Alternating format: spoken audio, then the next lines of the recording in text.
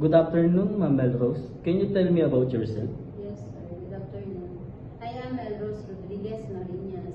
I am 37 years old. I am from Purok Sais Esperanza, Pilar Sorsogon, and I am married. Do you have kids? Yes, I have. I have 3 children, 2 boys and 1 girl, 13, 9 years old, and 7 years old. How many siblings do you have? We have 8 siblings, and I am the youngest one. Tell me about your educational background. I am undergrad. I did not finish my college because my parents cannot afford my tuition fee. Do you have work experience abroad?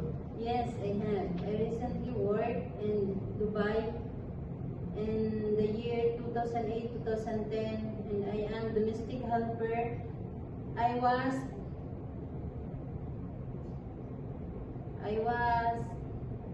handling the 3 kids ages 12 years old, 7 years old, and 6 years old.